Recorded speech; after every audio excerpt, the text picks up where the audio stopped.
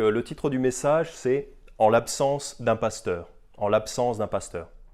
Donc, comme vous le savez tous, nous sommes une congrégation chrétienne fondamentaliste, baptiste, et donc nous ne sommes pas comme les assemblées de frères qui ne veulent pas de pasteur. Nous aimerions avoir un pasteur, mais nous n'en avons pas. Donc nous sommes une congrégation sans pasteur.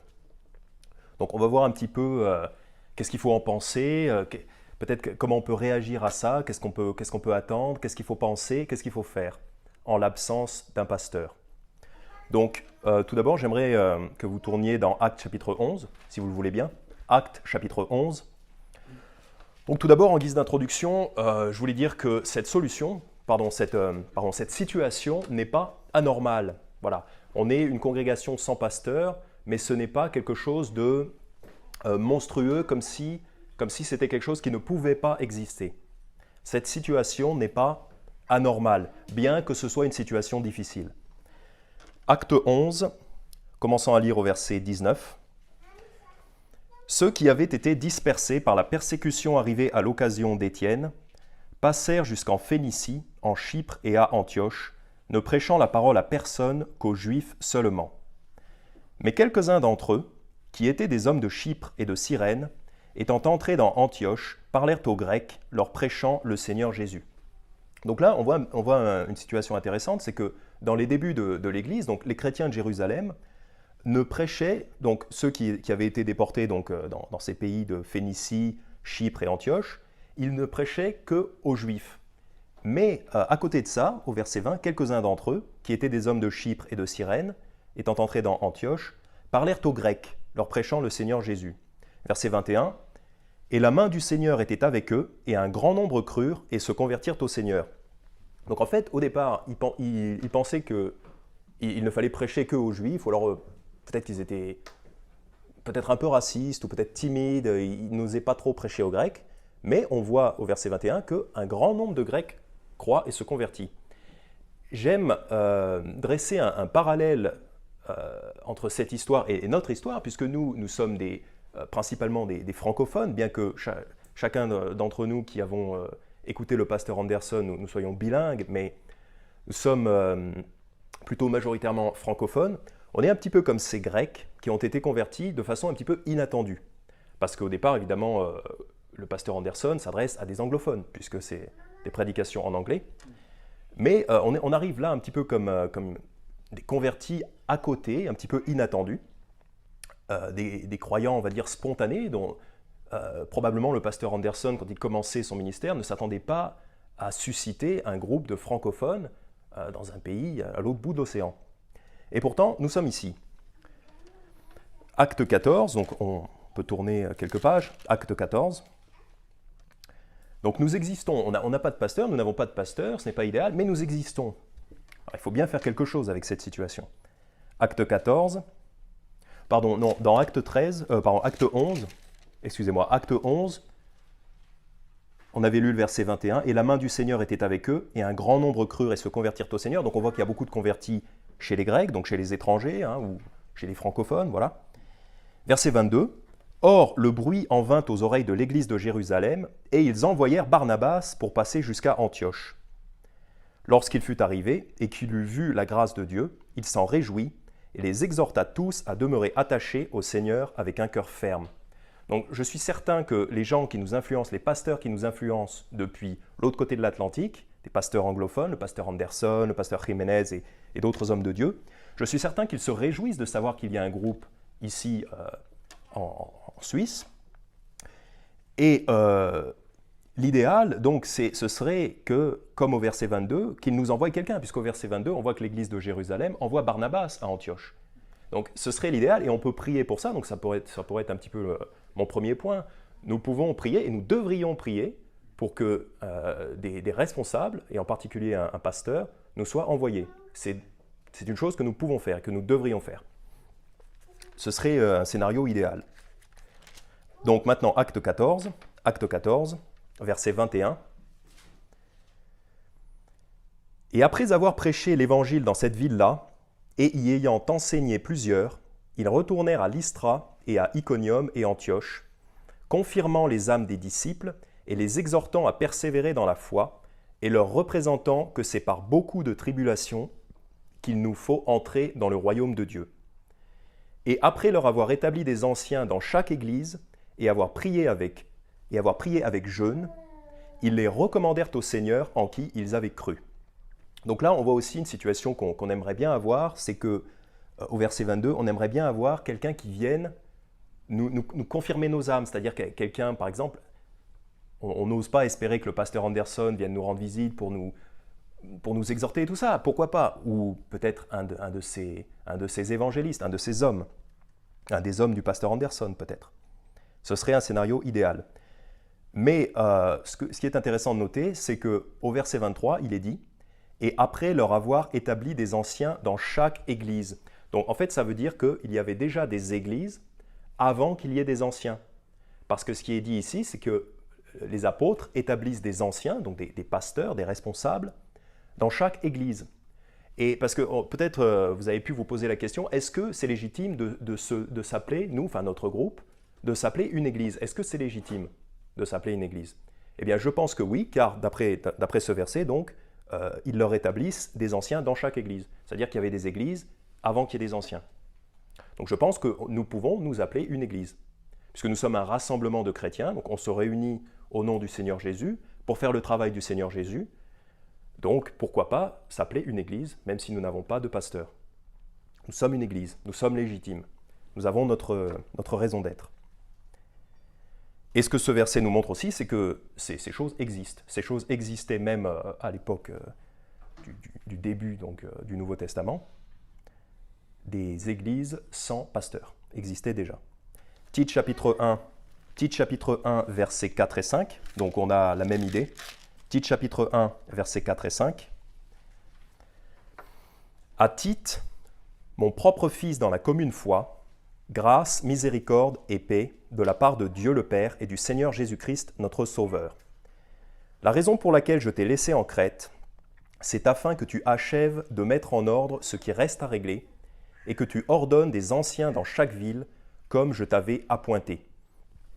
Donc là, on voit aussi que l'apôtre Paul commande à Tite d'ordonner des anciens, donc d'ordonner des pasteurs, des responsables, dans chaque ville. Pourquoi? Parce que c'était des choses qui restaient à régler. Donc il fallait qu'il y ait des pasteurs, il fallait qu'il y ait des anciens dans chaque ville. Mais ça prouve aussi qu'il y avait des congrégations dans plusieurs villes, dans chaque ville même, où il n'y avait pas de pasteurs. Donc c'est notre situation à nous aussi. Ce n'est pas une situation anormale, c'est une situation commune dans la Bible. Donc idéalement, il faudrait prier, il faudrait peut-être demander à ce que quelqu'un vienne, ou du moins nous aide pour établir un ou plusieurs anciens. Enfin, pour l'instant, comme on est une petite congrégation, ce serait peut-être un ancien. Voilà. Mais ce n'est pas une situation anormale. Et puis, ce n'est pas non plus notre faute si on n'a pas de pasteur. Voilà, on existe, on est chrétien, on ne va pas rester chacun chez soi, assis devant sa télé le dimanche matin. Il faut bien qu'on fasse quelque chose, qu'on se réunisse.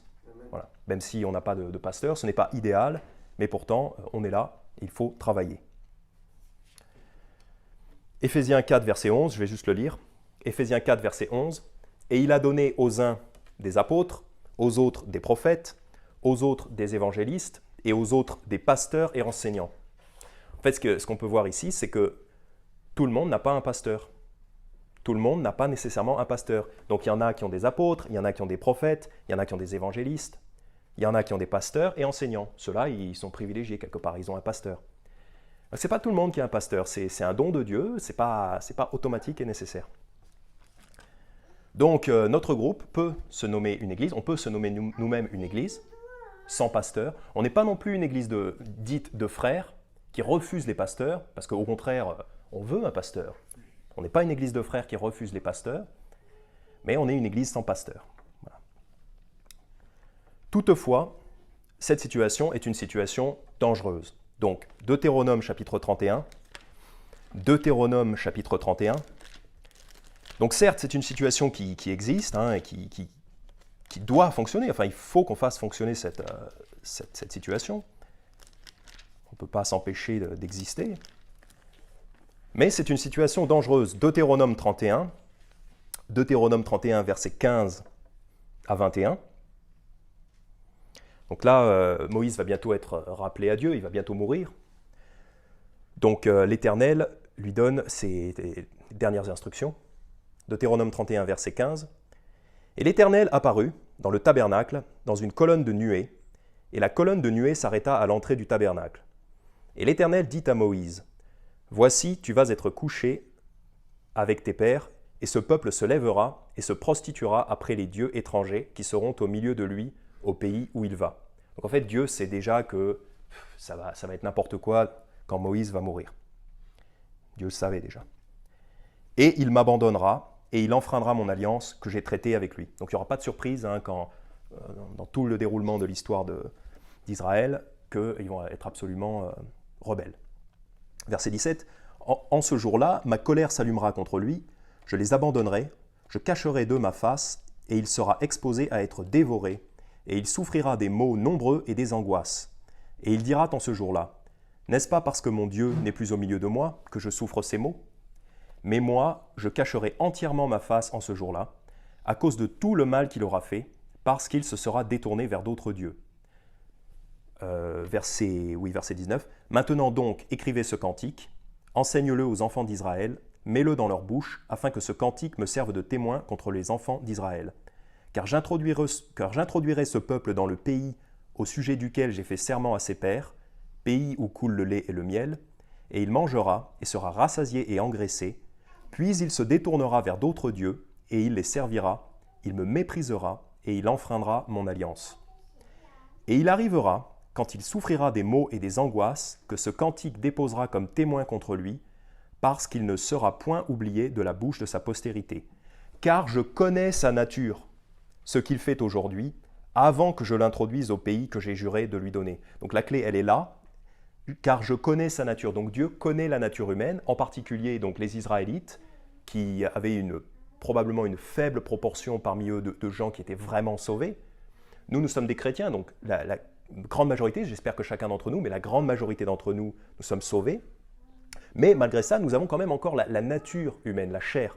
Et Dieu dit ici, je connais sa nature. Au verset 21, je connais sa nature. Donc Dieu sait que nous sommes sujets à la rébellion et à l'éloignement. Versets 24 à 29.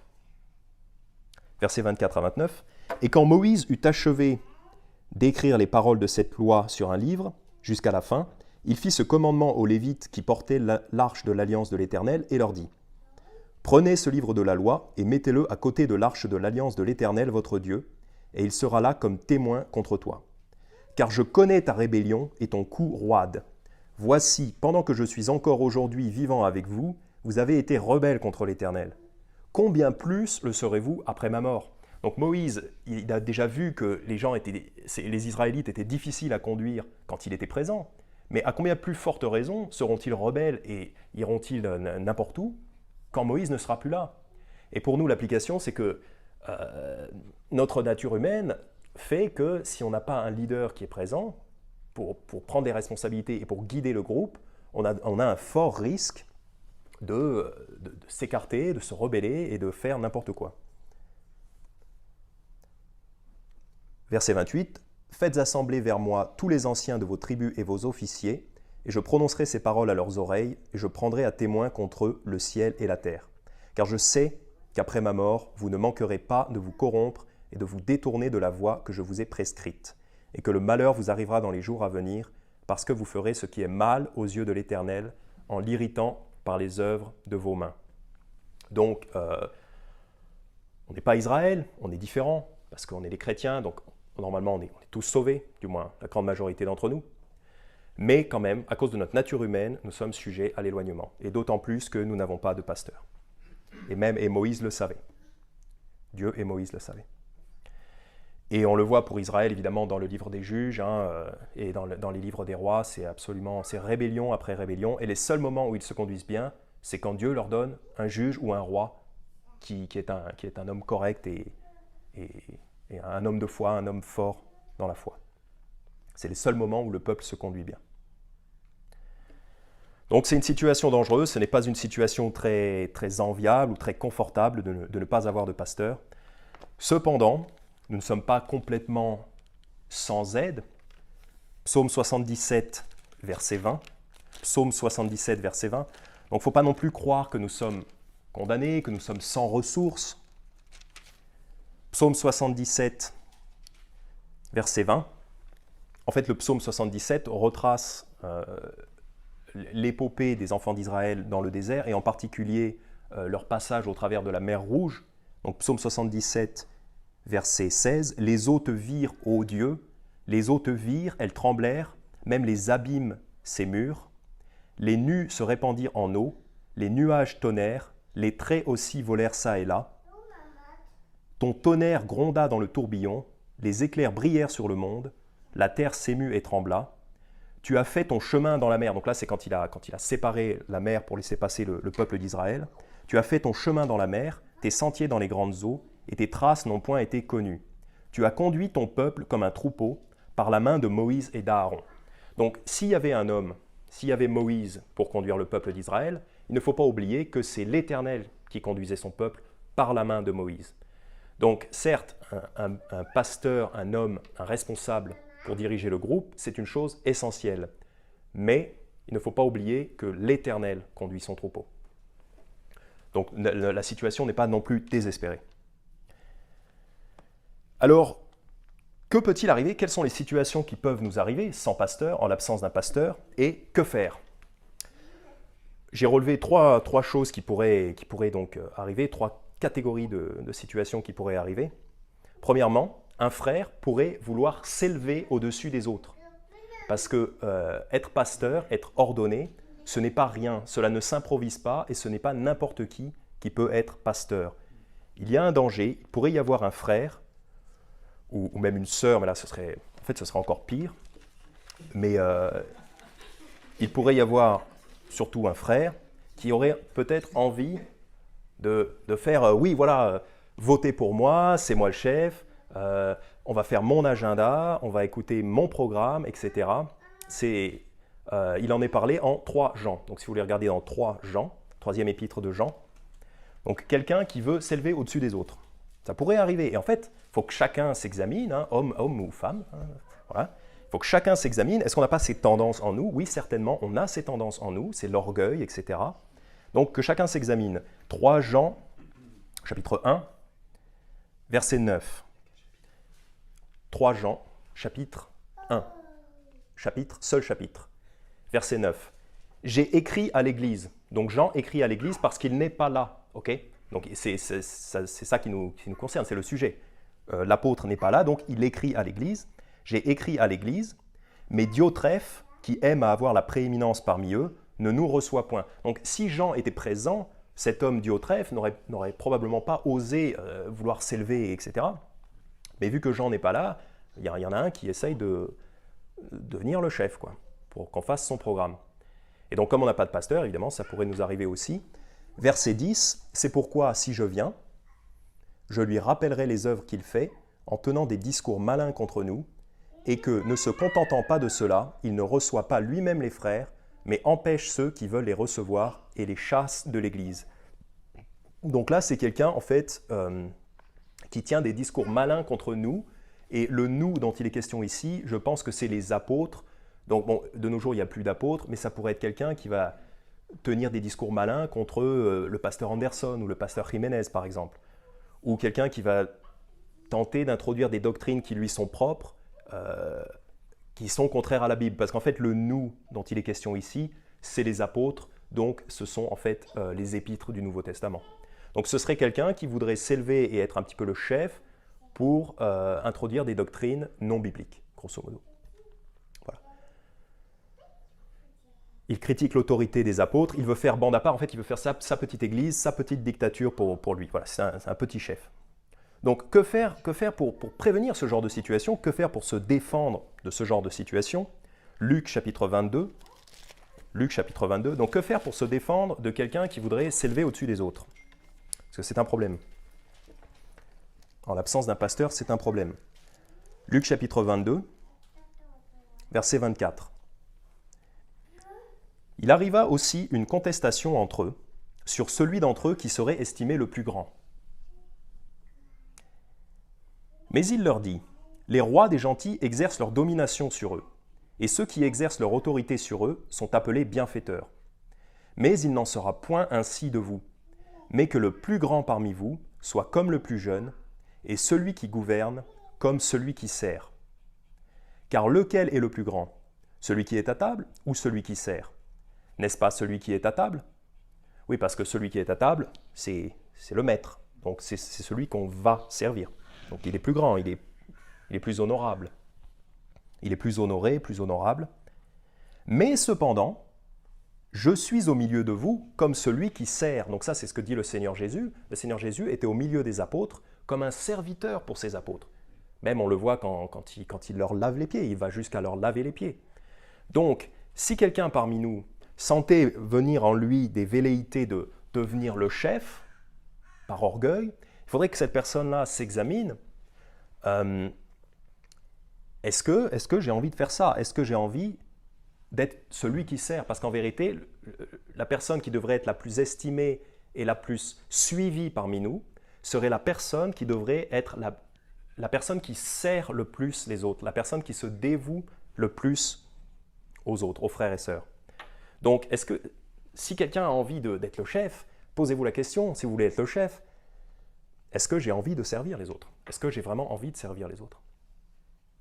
Et peut-être que ça va un petit peu couper certaines ambitions. Marc chapitre 10, donc là c'est un passage parallèle. Marc chapitre 10, versets 35 à 45. Alors Jacques et Jean, les fils de Zébédée, vinrent à lui et dirent : Maître, nous voudrions que tu fisses pour nous ce que nous te demanderons. Et il leur dit : Que voulez-vous que je fasse pour vous? Ils lui dirent : Accorde-nous d'être assis dans ta gloire, l'un à ta droite et l'autre à ta gauche. Donc ils veulent avoir une position d'honneur dans le royaume de Dieu. Et Jésus leur dit : Vous ne savez ce que vous demandez. Pouvez-vous boire de la coupe dont je bois et être baptisé du baptême dont je suis baptisé? Ils lui dirent : Nous le pouvons. Et Jésus leur dit : Il est vrai que vous boirez de la coupe dont je bois et que vous serez baptisés du baptême duquel je suis baptisé, mais quant à être assis à ma droite et à ma gauche, ce n'est pas à moi de l'accorder, mais ce sera donné à ceux pour lesquels cela est préparé. Ce que les 10 autres ayant entendu, ils commencèrent à s'indigner contre Jacques et Jean.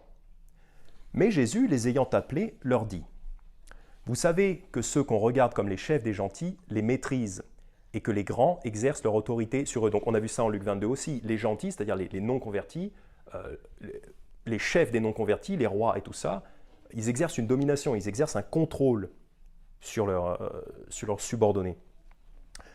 Mais il n'en sera pas de même parmi vous.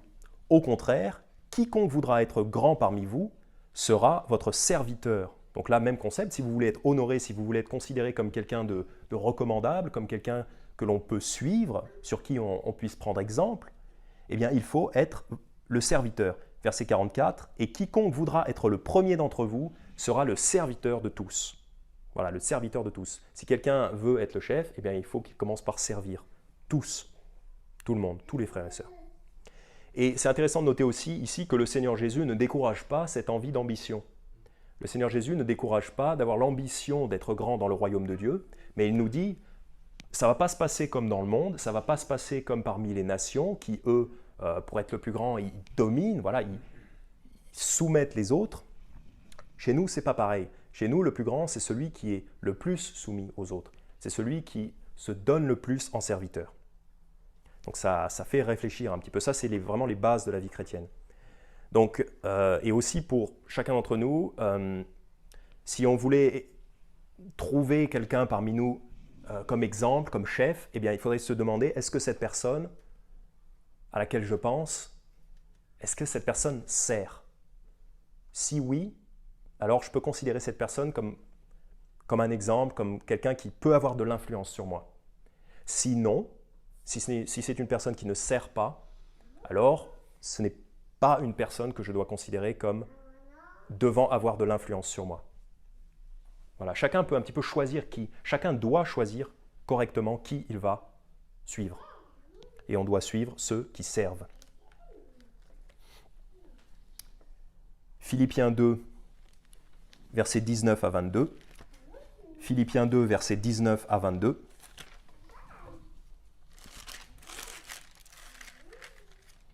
Philippiens chapitre 2, versets 19 à 22. Donc là, c'est c'est Paul donc, qui n'est pas présent avec les Philippiens, donc ça nous concerne encore, hein, c'est encore le même sujet. Paul n'est pas présent, donc il dit au verset 19, Philippiens 2, 19, « Or j'espère dans le Seigneur Jésus, vous envoyer bientôt Timothée, afin que j'aie bon courage en apprenant votre état. Car je n'ai personne qui soit si bien d'accord avec moi pour se soucier vraiment de ce qui vous concerne. Car tous cherchent sur leurs propres intérêts et non ceux de Jésus-Christ. Mais vous savez qu'il a été mis à l'épreuve, puisqu'il s'est mis avec moi au service de l'Évangile, comme un enfant avec son père. » Donc ici, on voit Timothée est envoyé par Paul avec une autorité. Pourquoi ? D'abord parce que Timothée a été mis à l'épreuve au service de l'Évangile, donc c'est ce qu'on voit au verset 22. Et au verset 20, Timothée ne se soucie pas de sa propre personne. Timothée ne cherche pas son propre bénéfice. Timothée se soucie de ce qui concerne les chrétiens. Donc Timothée est quelqu'un qui sert. Au verset 21, l'apôtre Paul fait le triste constat de dire que « car tous cherchent leurs propres intérêts et non ceux de Jésus-Christ ». Donc ces personnes-là qui cherchent leurs propres intérêts et non ceux de Jésus-Christ, ce n'est pas ce genre de personnes-là qu'on va établir comme des exemples à suivre parmi nous, ou comme des gens qui vont avoir de l'influence parmi nous. Ce n'est pas ce genre de personnes-là. Le genre de personne qui va avoir de l'influence parmi nous, c'est Timothée, par exemple. Timothée qui se soucie vraiment de ce qui vous concerne. Ce sont des gens rares, en plus. Ce sont des gens rares, puisqu'il dit au verset 21, « Tous cherchent leurs propres intérêts ». Donc les vrais serviteurs, ce sont des gens rares.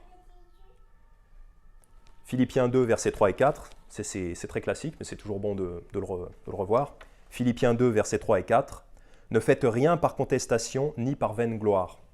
La vaine gloire, c'est un petit peu la gloire de Diotrephe qui veut avoir la prééminence. Pourquoi faire ? À quoi bon avoir la prééminence sur un groupe de 12 personnes qui globalement est détesté par le monde, hein, si le monde savait.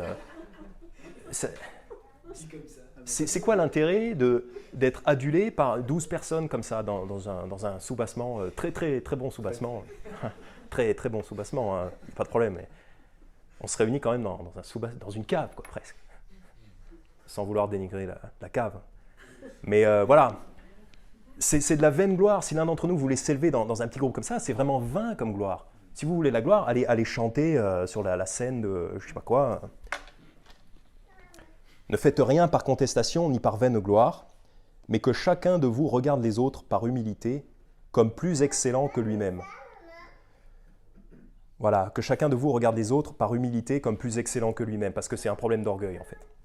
Le fait de vouloir s'élever au-dessus des autres et de ne pas servir, c'est un problème d'orgueil. Ne regardez pas chacun à vos propres choses, mais chacun à celles des autres. Ça, c'est difficile. Mais c'est ça, être un serviteur. C'est de s'occuper des autres, de s'intéresser aux problèmes des autres et de vouloir aider les autres. Donc, c'était la première chose qui peut arriver à une église sans pasteur, c'est que comme il n'y a pas de leadership humain visible, eh bien, il y en a un qui veuille s'élever comme ça pour lui-même. C'est un risque. Deuxième risque, deuxième problème qui peut arriver, Galates chapitre 4, si vous voulez regarder dans Galates chapitre 4, Galates, c'est 2 livres avant, Philippiens, il pourrait arriver des déviations de l'évangile et de la doctrine. Il pourrait arriver des déviations de la doctrine et en particulier de l'évangile. C'est ce qui arrive à ces églises de Galatie. Donc Galates chapitre 4, versets 18 à 20. L'apôtre Paul leur dit « Mais il est bon d'être zélé pour le bien en tout temps, et non pas seulement lorsque je suis présent parmi vous. » Donc l'apôtre Paul n'est pas présent, c'est pour ça qu'il leur écrit une lettre, bien sûr. Donc il leur dit, voilà, il est bon d'être zélé pour le bien en tout temps, et non pas seulement lorsque je suis présent parmi vous. Verset 19, « Mes petits enfants, pour qui je sens de nouveau les douleurs de l'enfantement, jusqu'à ce que Christ soit formé en vous. Je voudrais être maintenant avec vous et changer de langage, car je suis dans une grande inquiétude à votre sujet. » Donc pourquoi l'apôtre Paul s'inquiète-t-il ? Eh bien parce que les Galates, en fait, on n'était pas sûr s'ils étaient sauvés ou pas. On ne savait plus s'ils étaient sauvés parce qu'ils se mettaient à croire des doctrines bizarres. Et dans leur cas, ils avaient plus ou moins accueilli en leur milieu des faux frères. Ils avaient accueilli des faux frères en leur sein qui avaient enseigné que si tu n'es pas circoncis, tu ne peux pas être sauvé. Donc c'est un petit peu comme les chrétiens aujourd'hui qui nous disent, voilà, si tu ne t'es pas repenti de tes péchés, tu n'es pas vraiment sauvé. C'est le même style de fausse doctrine, de saleté. À l'époque, il disait, voilà, si tu n'es pas circoncis, tu n'es pas vraiment sauvé. Aujourd'hui, on nous dit, si tu n'as pas abandonné tel ou tel péché, tu n'es pas vraiment sauvé. Donc, ce genre de fausses doctrines peuvent s'infiltrer dans les églises. Galates 4, versets 9 à 11. Mais maintenant, après que vous avez connu Dieu, ou plutôt que vous êtes connus de Dieu, comment retournez-vous encore à ces faibles et misérables éléments auxquels vous désirez encore être assujettis? Vous observez des jours, des mois et des temps et des années. Donc en fait, ils observaient quelque part le calendrier de l'Ancien Testament, le sabbat, les fêtes et tout ça. Et ils avaient quelque part accepté, ils avaient une doctrine confuse. C'est pour ça qu'on n'est pas sûr qu'ils soient sauvés ou pas sauvés. Les églises de Galatie, on ne sait pas en fait. C'est ça le problème, on ne sait pas. Parce qu'il peut y avoir des chrétiens légitimement sauvés, mais qui se mettent à croire à des fausses doctrines bizarres ou à parler bizarrement, et donc on ne sait plus. Verset 11, « Je crains pour vous, de peur d'avoir déployé sur vous beaucoup d'efforts en vain. » Parce qu'en gros, il leur a enseigné toute la Bible et tout ça, et puis ils se mettent à dévier dans la doctrine. Donc nous, il faut qu'on fasse attention. On a reçu de très bons enseignements de la part du pasteur Anderson en particulier. Hein. J'aime bien répéter que c'est lui qui nous a beaucoup influencés, parce que c'est un homme de valeur, hein, qu'il est très bon d'écouter. Nous avons reçu des enseignements très bons de la part du pasteur Anderson, mais on n'est pas à l'abri justement d'une déviation dans la doctrine, en particulier si des faux frères s'infiltrent parmi nous, ce qui est possible, hein, c'est arrivé, et qui est même certain d'arriver. Donc, que faire? Donc, que faire pour que la doctrine reste pure, que la doctrine reste vraie? Ne pas hésiter, alors il y a plusieurs choses qu'on peut faire, ne pas hésiter à répéter les choses de base. Voilà, il ne faut pas forcément toujours vouloir prêcher quelque chose d'original, quelque chose de super pétillant et nouveau à chaque fois, mais c'est bon de répéter les doctrines de base.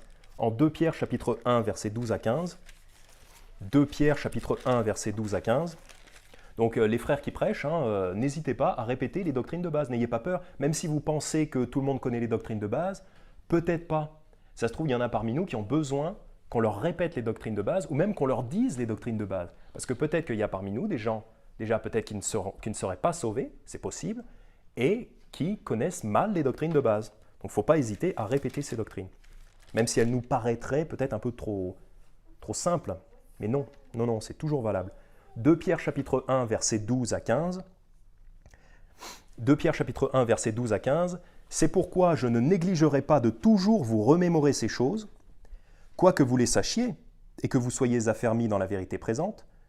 Oui, je crois qu'il est juste, aussi longtemps que je suis dans ce tabernacle, donc aussi longtemps qu'il est vivant dans son corps, aussi longtemps que je suis dans ce tabernacle, de vous réveiller en vous les remettant en mémoire, donc 2 fois, sachant que je quitterai bientôt cette tente, comme notre Seigneur Jésus-Christ me l'a fait connaître. Mais j'aurai soin qu'après mon décès, donc même quand l'apôtre Pierre ne sera plus là, j'aurai soin qu'après mon décès, vous puissiez toujours vous souvenir de ces choses. » Donc 3 fois il dit, voilà, j'ai besoin, j'ai envie, et je vais faire en sorte que vous vous souveniez de ces choses. Au verset 12, remémorer. Au verset 13, vous les remettre en mémoire. Et au verset 15, même après sa mort, il veut quand même que les chrétiens se souviennent des choses de base, des doctrines de base. Voilà. Pourquoi? Parce qu'on a tendance à oublier, on a tendance à se laisser emporter par la chair, etc. Donc les frères qui prêchent, hein, n'hésitez pas à prêcher les doctrines de base. Ça ne fait pas de mal, ça fait du bien même, c'est nécessaire. Deuxième chose qu'on peut faire, c'est on peut veiller. Chacun d'entre nous, hein, c'est notre devoir de veiller qu'il n'y ait pas des faux frères qui viennent parmi nous pour répandre des fausses doctrines. Donc voilà, ces choses-là peuvent arriver. Soyez vous-même éduqués bibliquement, que chacun lise bien sa Bible avec sérieux. C'est comme les cellules d'un corps. Toutes les cellules ont besoin d'être en bonne santé. Voilà. S'il y a des cellules faibles, tout le corps est plus faible. Et tout le corps peut choper un cancer. Un faux frère. Troisième chose qu'on peut faire donc, contre ces déviations de la doctrine et de l'évangile, c'est prier. Galates chapitre 5, verset 13. Galates chapitre 5, verset 13. « Puissent ceux qui vous troublent être retranchés. » Donc l'apôtre Paul prie pour que ces faux frères qui troublent les églises de Galatie soient retranchés. En fait, ça veut dire qu'il va prier pour leur décès. Okay? Ça veut dire qu'il va prier pour leur écartement brutal et définitif. Puissent ceux qui vous troublent être retranchés, car il n'y a pas pire ordure que quelqu'un qui veut pervertir les églises, pervertir la doctrine. Okay? C'est le pire crime qui puisse exister, les faux prophètes, les faux frères. Donc on peut prier pour que ce genre de personnes soit exposé en pleine lumière et soit éjecté de l'église, retranché. Il n'y a aucun mal à prier pour ça, puisque l'apôtre Paul, ici, il en fait la demande, il en fait la prière. Puissent ceux qui vous troublent être retranchés. Donc voilà, la déviation de la doctrine, la déviation de l'évangile, ça peut être un problème. Hein. Parce qu'en fait, un pasteur, ça va être de sa responsabilité de conserver la doctrine, ça va être son job. Donc, quelque part, on peut un petit peu plus avoir confiance que quelqu'un va être là pour veiller à la doctrine. Comme on n'a pas de pasteur, il faut faire ça. Troisième chose qui pourrait arriver, Matthieu chapitre 9, verset 36, je vais juste le lire. Matthieu 9, verset 36, donc c'est classique. « Et voyant les multitudes », donc le Seigneur Jésus, il voit les multitudes, « et voyant les multitudes, il fut ému de compassion envers eux, de ce qu'ils étaient las et dispersés, comme des brebis qui n'ont point de berger. » Donc là, en fait, le Seigneur Jésus, il voit les multitudes, donc les non-sauvés, mais on peut aussi l'appliquer à une église donc, qui est sans pasteur, donc comme nous. On n'est pas encore une multitude, mais on est un groupe. On est des brebis qui n'ont point de berger humain. Puisque c'est ça, un pasteur, c'est un berger. Donc nous sommes des brebis qui n'ont pas de berger humain. Le danger, c'est que on peut être là et dispersé. C'est ce qui est dit ici dans le verset. De ceux qu'ils étaient là et dispersés. Ça veut dire fatigués et dispersés, ça veut dire qu'ils ne font rien en commun. Donc le danger, ça pourrait être pour nous que nous nous fatiguions du travail et que nous soyons dispersés, c'est-à-dire que nous commencions à faire... soit on commencerait à plus se réunir ou moins se réunir et à faire des choses qui ne sont plus les choses importantes. On pourrait se disperser dans des projets qui ne sont plus le soul winning, qui ne sont plus importants. Voilà, c'est un danger qui pourrait arriver. Parce qu'en fait, dans une église, souvent on le voit, le pasteur, c'est un moteur, c'est le moteur de l'église. C'est lui qui va pousser pour que du travail soit fait. Parce que c'est son job, il a pris cette responsabilité en son esprit et puis il est ordonné de Dieu. Donc, il va faire en sorte que le troupeau va continuer dans le travail et que le troupeau va tous avancer dans la même direction. Que le troupeau va avancer dans la même direction pour faire avancer l'évangile. Comme on n'a pas de pasteur, le risque, c'est que justement, chacun veuille faire un petit peu son truc dans son coin et que, du coup, il n'y a plus vraiment d'œuvre qui soit faite pour Dieu. Parce que le pasteur, il est souvent ce moteur. D'ailleurs, on le voit dans certaines églises. Des fois, c'est un petit peu le pasteur qui fait tout, même. Et là, même à la limite, c'est regrettable. Si le pasteur fait tout et que les autres chrétiens ne font rien, c'est regrettable. Mais le pasteur est un moteur, donc si on n'a pas ce moteur-là, il faut agir en conséquence. Philippiens 1, verset 27. Philippiens 1, verset 27. Donc nous n'avons pas ce moteur, nous n'avons pas cet homme qui va prendre cette responsabilité-là de nous faire tous avancer dans la même direction. Nous n'avons personne pour l'instant. Philippiens 1, verset 27. Mais ce n'est pas une excuse. Ce n'est pas une excuse pour se disperser et pour se fatiguer. Ce n'est pas une excuse pour abandonner. Philippiens 1, verset 27. Conduisez-vous seulement d'une manière digne de l'évangile de Christ, afin que, soit que je vienne vous voir, ou que je sois absent, donc même si il est absent, même s'il n'y a pas de pasteur, soit que je vienne vous voir ou que je sois absent, j'entends de dire de vous que vous persistez dans un même esprit à combattre ensemble avec une même âme pour la foi de l'Évangile. Donc, même si notre pasteur idéal que nous souhaitons dans nos rêves, même s'il n'est pas là, même quand il n'est pas là, il faut quand même que nous persistions, donc c'est ce qui est dit ici, que vous persistez dans un même esprit à combattre ensemble avec une même âme pour la foi de l'Évangile. Donc persister, ça veut dire continuer malgré les difficultés, continuer malgré la fatigue, même au bout de plusieurs années, hein, parce qu'on peut prier pour qu'on ait un pasteur, mais ça se trouve, le pasteur ne viendra jamais. C'est comme les gens qui vous disent, c'est comme quand je dis je suis célibataire et ça se trouve, je serai toujours célibataire. Ça se trouve, je ne vais jamais rencontrer une femme pour me marier.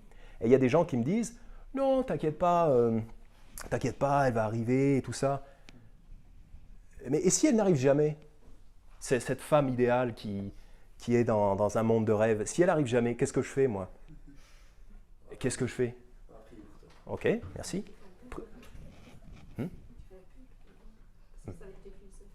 Ouais. Donc, oui, ben voilà, on peut aussi passer des petites annonces. Mais peut-être qu'elle m'entendra pas. Ou... Si elle vient jamais, qu'est-ce que je vais faire, moi? Est-ce que je vais pleurer? Est-ce que je vais m'effondrer et me dire ma vie est fichue? Non. Ma vie continue. Je suis satisfait comme ça. Pareil, on espère un pasteur idéal, ok? On aimerait bien qu'un pasteur vienne. Mais s'il ne vient jamais, si dans 5 ans on n'a toujours pas de pasteur, est-ce qu'on sera encore en train de sortir, faire du soul winning, faire de l'évangélisation? Dans 5 ans? Dans 10 ans? Est-ce qu'on sera toujours en train de persister, comme il est dit ici, dans le travail de l'évangile, pour combattre pour la foi de l'évangile? Est-ce qu'on sera toujours en train de prêcher des messages frais, des messages bibliques? Eh bien, c'est ce qu'il faut faire. C'est ce qu'il faut faire. Il ne faut pas se fatiguer. Voilà. Le danger, c'est qu'on se fatigue et qu'on se disperse, mais non. Il faut persister. Verset 28. « Sans vous effrayer en rien des adversaires, ce qui est pour eux une preuve de perdition, mais pour vous de salut, et cela de la part de Dieu. Parce qu'il vous a fait la grâce, à cause de Christ, non seulement de croire en lui, mais encore de souffrir pour lui, en soutenant le même combat où vous m'avez vu et où vous apprenez que je suis encore. » Donc la grâce qui nous est faite, c'est de pouvoir soutenir le même combat que l'apôtre Paul, le même combat que le Seigneur Jésus-Christ, et le même combat que le pasteur Anderson. Voilà. Ce serait bien si le pasteur Anderson apprenait que dans 5 ans, dans 10 ans, les convertis que... On n'a pas forcément tous été convertis par cet homme-là, mais en tout cas les convertis qu'il a beaucoup influencés, continuent encore à prêcher l'Évangile et à travailler pour Jésus-Christ dans 5 ans, dans 10 ans.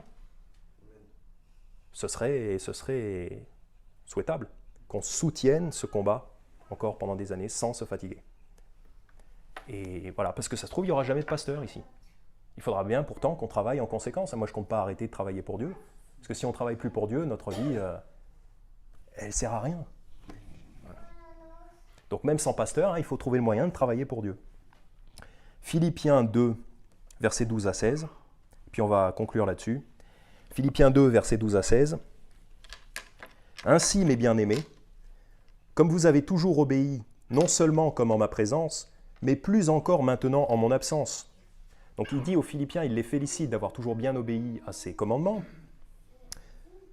quand il était présent, mais plus encore quand il était absent. Donc ce n'est pas parce que l'apôtre n'est pas là, ce n'est pas parce qu'il n'y a pas de pasteur que nous ne pouvons pas obéir aux commandements. Ce n'est pas une excuse pour rester chez soi et pour ne pas participer à l'église locale, ici à Genève. Donc, mais plus encore maintenant en mon absence, travaillez à votre propre salut avec crainte et tremblement. Donc ça, évidemment, ça ne veut pas dire qu'il faut faire des œuvres pour être sauvé, de toute évidence. Quand la Bible dit « travaillez à votre propre salut », en fait, le salut ne réfère pas toujours à le salut éternel. Okay. Il y a des exemples dans la Bible où ça réfère en fait à votre propre... En fait, ça veut dire votre propre intérêt. Votre propre salut, ça veut dire que vous faites quelque chose qui est salutaire pour vous, c'est-à-dire qui est bon pour vous. Donc là, ce qu'il nous dit, en fait, c'est de travailler à votre propre salut, travailler dans votre propre intérêt, voilà. Servez Dieu dans votre propre intérêt, avec crainte et tremblement, car c'est Dieu qui produit en vous et le vouloir et le faire selon son bon plaisir. Faites toutes choses sans murmure et sans dispute, afin que vous soyez irréprochables et inoffensifs, des enfants de Dieu, irrépréhensibles au milieu d'une génération dépravée et perverse, Dieu sait que c'est notre situation ici, au sein de laquelle vous brillez comme des flambeaux dans le monde.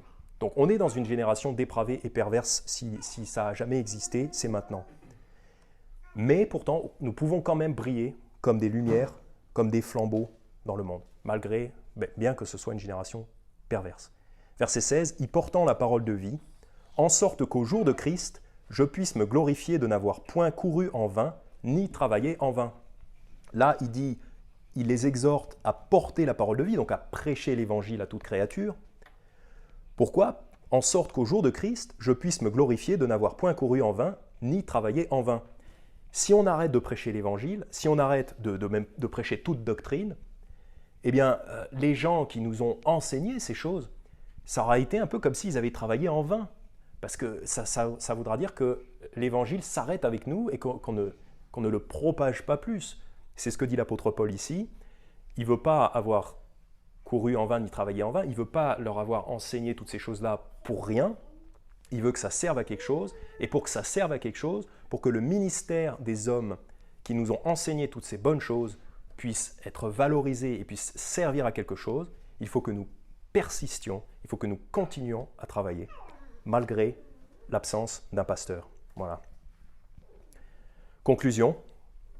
Donc, conclusion, une église sans pasteur est une église. Je crois vraiment qu'on peut s'appeler une église. On peut se dire de nous, nous sommes une église, sans avoir peur de le dire. Nous sommes une église. Toutefois, c'est une situation dangereuse, puisque évidemment, l'idéal, ce serait qu'un pasteur vienne ici, ou même soit ordonné parmi nous. Mais l'idéal, il n'existe que dans les contes de fées. Donc peut-être que cet idéal n'arrivera jamais. En attendant que cet idéal arrive, il y a 3 choses auxquelles il faut faire attention. D'abord, l'orgueil d'un frère qui voudrait s'élever au-dessus des autres. Deuxièmement, une déviation de la doctrine ou de l'évangile qui pourrait s'insinuer parmi nous, principalement à cause de faux frères qui s'introduiraient parmi nous. Et troisièmement, nous pourrions nous décourager, ce qui serait un gâchis total de tout l'investissement qui a été fait en nous. Donc ne nous décourageons pas. Et je vais vous lire 1 Corinthiens verset 14. 1 Corinthiens chapitre 14, verset 31 et ensuite 29. 1 Corinthiens chapitre 14, verset 29. D'abord verset 29. Qu'il n'y ait aussi que 2 ou 3 prophètes qui parlent et que les autres jugent. Donc la Bible nous commande ici de juger la prédication. Donc en fait, c'est la responsabilité de chacun de veiller à la doctrine. Les 3 points que j'ai mentionnés, en fait, c'est de la responsabilité de chacun de ne pas se laisser embobiner par quelqu'un qui viendrait prêcher ici, prêcher peut-être des fausses doctrines, ça pourrait arriver. Ou même entre nous, quand on discute entre nous, ça pourrait arriver que dans le secret d'un petit groupe, quelqu'un veuille répandre des fausses doctrines. Ici, Dieu nous commande de juger, c'est-à-dire d'avoir l'esprit critique et de décider si ce qu'on nous dit est vraiment biblique ou pas. Donc c'est vraiment de la responsabilité de chacun. Et verset 31, « Car vous pouvez tous prophétiser l'un après l'autre, afin que tous apprennent et que tous soient confortés. » Donc là, ce qui est dit ici, c'est que nous pouvons tous prophétiser l'un après l'autre. Donc c'est de la responsabilité de tous les frères d'exhorter, de prophétiser, de prêcher, justement pour conserver la pureté de la doctrine. Voilà. Si on ne prend pas ces responsabilités-là au niveau individuel, c'est là qu'on a plus le risque de voir s'élever quelqu'un ou de voir des fausses doctrines s'introduire parmi nous. Bon, on va prier. Père Céleste, merci pour ces enseignements bibliques, Père. Je te prie de nous rendre toujours plus capables de bien comprendre ta parole et de l'appliquer dans nos vies. Père, nous te prions de nous envoyer un pasteur, un homme, ou même de préparer parmi nous un homme pour tenir ce rôle de pasteur. Et Père, aide-nous à nous protéger contre tous les dangers qui peuvent nous arriver encore plus à nous, d'autant plus que nous n'avons pas de pasteur. Et oui, Père, aide-nous à être capables de continuer à travailler, de persister à travailler, de ne pas se fatiguer, même en l'absence d'un moteur, même en l'absence d'un pasteur, Père. Pardonne nos offenses quotidiennes et aide-nous dans l'évangélisation tout à l'heure. Au nom de ton Fils Jésus. Amen.